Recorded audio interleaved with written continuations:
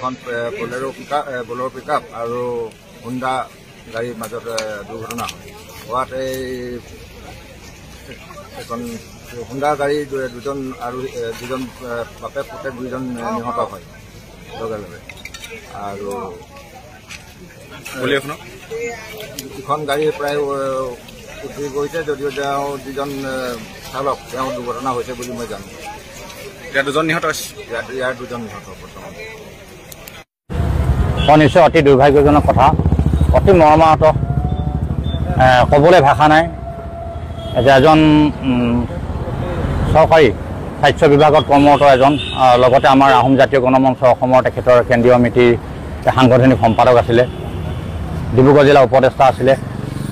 আজি হঠাতে তেখেতে নিজৰ পুত্ৰক লৈ স্কুললৈ থ'বলৈ আহোঁতে, বৰ্তমান যিটো আপোনালোকে জানে যে 37 নং ৰাষ্ট্ৰীয় নৱনিৰ্মিত যিটো পথ আমাৰ য'ত এৰোপ্লেন কৰাৰ ব্যৱস্থা কৰা হৈছে, তেখেতে পথালিবামৰ পৰা মৰাণ চেণ্ট জোচেফ স্কুললৈ আহি থাকোঁতে তেখেতৰ পুত্ৰ যুগল কিশোৰ বৰুৱাহঁতে আহি আছিলে আৰু এক দুৰ্ঘটনাত তেখেতৰ হুণ্ডা ৰেষ্টাখনত এখন বলেৰো পিকআপ গাড়ীয়ে বহুত জোৰে খুন্দা মৰাৰ ফলত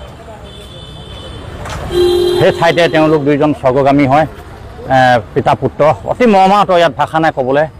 গতিকে দেখিবলৈ পাইছোঁ এই নতুন পথটোত আজি বহু দিনৰ পৰা বহু দুৰ্ঘটনা সংঘটিত হৈছে।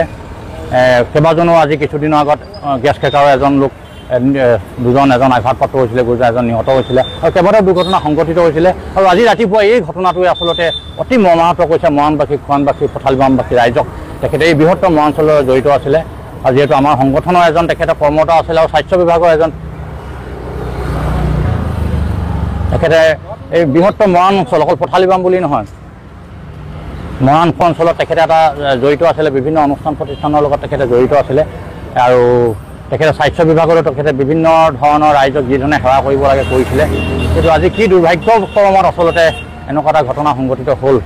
গতিকে ইয়াত যিখিনি আইনগত ব্যৱস্থা আছে আৰু তেওঁলোকে যথাস্থানত যাতে স্থান পায় স্বৰ্গত, এইটো আমি আহোম জাতীয় গণমঞ্চ অসমৰ পৰা এজন মৰাণবাসী হিচাপে কামনা কৰিছোঁ।